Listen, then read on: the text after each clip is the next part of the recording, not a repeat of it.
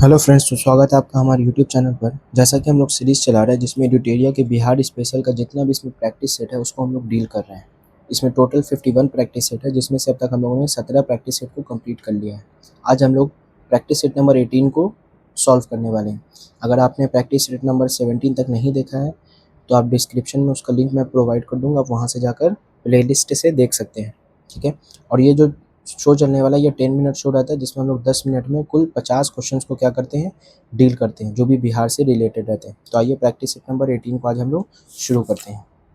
ये है हमारा प्रैक्टिस सेट नंबर 18। इसी को आज हम लोग क्या करने वाले हैं, सॉल्व करने वाले हैं। तो क्वेश्चन नंबर 1 के साथ हम लोग बढ़ते हैं प्रैक्टिस सेट नंबर 18 में। क्वेश्चन 1 है, बराबरी की पहाड़ी में अशोक एवं उसके पौत्र दशरथ के द्वारा निर्मित गुफा का वर्णन सर्वप्रथम किसके द्वारा किया गया था? तो ये मेजर किट्टी के द्वारा। किसके द्वारा? मेजर किट्टी के द्वारा। नेक्स्ट क्वेश्चन है, भारत में तुर्कों के आगमन का प्रारंभिक इतिहास का वर्णन किसमें है? तो तबकाते नासिरी में है। किसमें? तबकाते नासिरी में। अगला क्वेश्चन है क्वेश्चन नंबर 3, मगध क्षेत्र में किस शासक ने भगवान बुद्ध के अस्थि अवशेषों का प्राप्त कर स्तूप बनवाया था? तो किसने? अजातशत्रु ने बनवाया था। ठीक है। अगला क्वेश्चन है, खुद्दक निकाय में बुद्ध के पुनर्जन्म से संबंधित कितनी जातक कहानियां का वर्णन है? तो 549 का। कितना? 549। 549।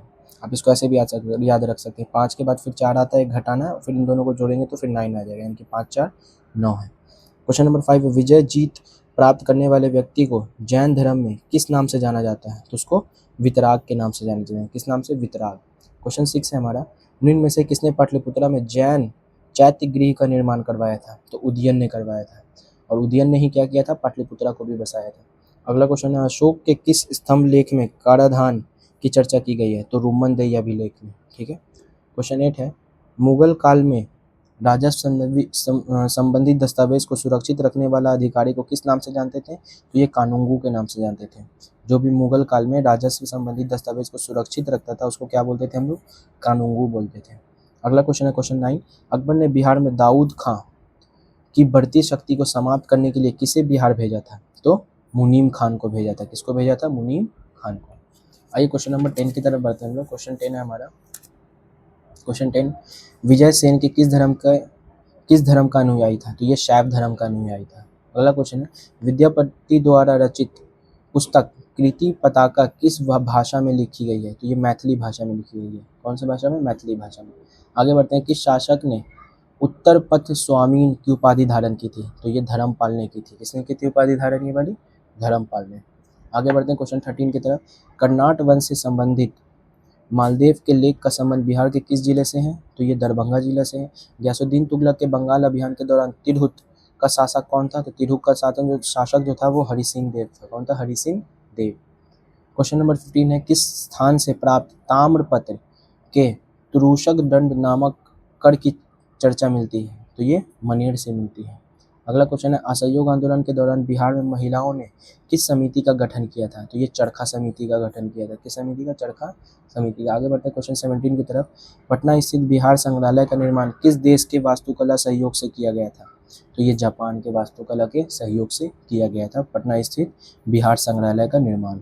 आगे बढ़ते हैं क्वेश्चन नंबर 18 की तरफ, खेल कूद के विकास के लिए बिहार राज्य खेल परिषद का गठन कब किया गया? तो ये 1961 में किया गया था। राजगीर, बोधगया आदि क्षेत्र में किस प्रकार की चट्टानें पाई जाती हैं? तो ये धारवाड़ चट्टान पाई जाती हैं। ठीक है। क्वेश्चन 20 है, बिहार का सर्वाधिक वर्षा ग्रहण करने वाला क्षेत्र कौन सा है? तो ये उत्तर पूर्वी क्षेत्र है, यानी कि ये अगर बिहार है तो ये हो जाएगा उत्तर, उत्तर का क्या हो जाएगा? पूरब, यानी कि ये वाला इलाका जहाँ पे क्या पड़ता है? किशनगंज। ठीक है। किशनगंज में सबसे ज़्यादा वर्षा होती है और सबसे कम कहाँ होती है? तो औरंगाबाद में। आगे बढ़ते हैं क्वेश्चन 21 की तरफ।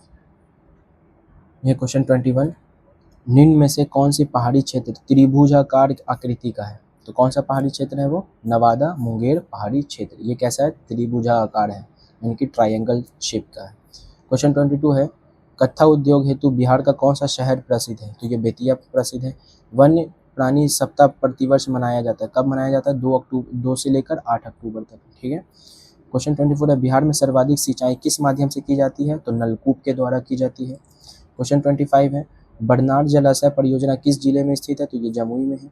धारवाड़ चट्टान के अवसादी शैलों में पाई जाने वाला प्रमुख खनिज कौन सा है? तो ये मैग्नीज है। क्या है? मैग्नीज।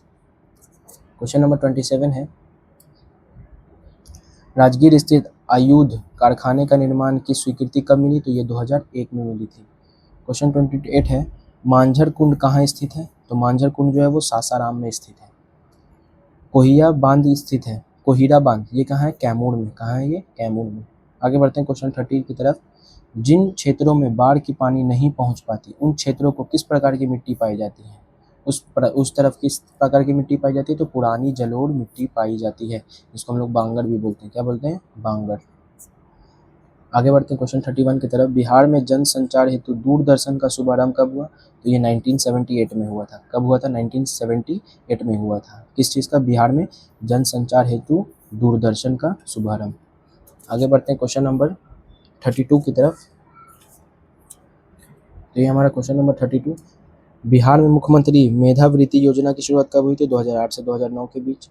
अगला क्वेश्चन है, बिहार छात्र क्रेडिट कार्ड योजना के तहत 0% ब्याज दर पर कितना तक का शिक्षा ऋण दिया जाता है? तो कितने तक का? 4 लाख तक का। आगे बढ़ते हैं क्वेश्चन 34 की तरफ। बिहार बेरोजगारी भत्ता 2021 के तहत बेरोजगारों को कितनी राशि प्रतिमाह दी जाती है? तो 1000 रुपया प्रतिमाह दिया जाता है इस भत्ता के तहत, बेरोजगारी भत्ता जिसे कहते हैं। क्वेश्चन 35 है, मैथिली भाषा में जनक के रूप में किन्हें जाना जाता है? तो विद्यापति को जाना जाता है। किसको जाना जाता है? विद्यापति को, मैथिली भाषा के जनक के रूप में। आगे बढ़ते हैं क्वेश्चन 36 की तरफ। उड़ीसा से अलग होने के पश्चात, मतलब उड़ीसा से अलग होने के बाद बिहार में अलग विधान परिषद का गठन कब हुआ था? तो ये 1936 में हुआ था। कब हुआ था? 1936 में। आगे बढ़ते हैं क्वेश्चन नंबर 37 की तरफ। निम्न में से कौन सा राज्यपाल की विधायी शक्ति नहीं है? तो कौन सी शक्ति नहीं है? महाधिवक्ता की नियुक्ति जो है ये राज्यपाल की विधायी शक्ति नहीं है। क्वेश्चन 38 है, बिहार के पहले कार्यवाहक राज्यपाल कौन थे? तो उज्ज्वल नारायण सिन्हा थे। क्या? पहले कार्यवाहक राज्यपाल थे। राज्यपाल का उम्र कितना होना चाहिए इलेक्शन लड़ने के लिए? 35 वर्ष का होना चाहिए। ठीक है, और कितने साल के लिए आता है ये? 5 साल, या फिर ये राष्ट्रपति के इस पर रहता है, प्रसाद पर्यंत पर रहता है कि कब तक राष्ट्रपति उसको राज्यपाल के पद पर रखता है। आगे बढ़ते हैं क्वेश्चन नंबर 39। बिहार में प्रशासनिक व्यवस्था को सुचारू रूप से संचालित करने हेतु इसे कितने भागों में बांटा गया? तो इसे 5 भागों में बांटा गया। क्वेश्चन 40 है, बंगाल के नवाब अली वर्दी खान ने मराठों को बिहार के किस स्थान पर पराजित किया था? तो सासाराम के समीप, मतलब सासाराम के बाजू का एरिया है, वहीं पर क्या किया था? उसको पराजित किया था, जिसको हम लोग रोहतास भी कह सकते हैं, क्योंकि सासाराम जो है वो रोहतास में। क्वेश्चन 41 है हमारा, बिहार प्रांतीय सम्मेलन का दूसरा अधिवेशन कहाँ हुआ था? तो ये भागलपुर में हुआ था। और कब हुआ था? तो 1909 में हुआ था। कब हुआ था? 1909 में। आगे बढ़ते हैं क्वेश्चन नंबर 42 की तरफ। हिंदू बॉयज़ एसोसिएशन नामक संस्था की स्थापना किसने की थी? तो बंकिम चंद्र मिश्र ने की थी। आइए क्वेश्चन 43 की तरफ बढ़ते हैं हम लोग। क्वेश्चन नंबर 43 हमारा, मई 1930 में पटना में गठित स्वदेशी लीग के प्रथम अध्यक्ष कौन थे? तो सर अली इमाम थे। कौन थे? सर अली इमाम। सतयुग नामक पत्रिका का प्रकाशन किसने किया था? तो पुरुषोत्तम नारायण नंदा ने किया था। किसने किया था? सतयुग नामक पत्रिका का प्रकाशन पुरुषोत्तम नारायण नंदा ने। आगे बढ़ते हैं क्वेश्चन 45 की तरफ। गांधी जी ने अपना प्रथम सत्याग्रह बिहार के किस जिले में शुरू किया था? तो चंपारण में किया था। और कब किया था? तो 1917 में किया था। और किसके विरुद्ध था? तो नील की खेती के विरुद्ध में। ठीक है, नील की खेती। और इनको आमंत्रित किसने किया था? तो राजकुमार शुक्ल ने किया था।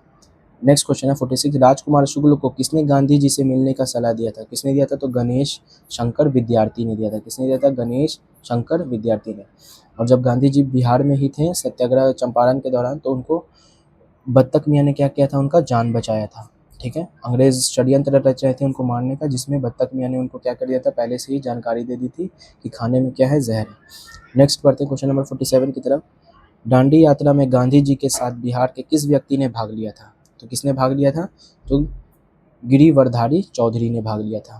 क्वेश्चन 48 है, बिहार प्रांतीय किसान सभा का तीसरा सम्मेलन कब और कहाँ हुआ था? तो ये 1934 में हुआ था और गया में हुआ था।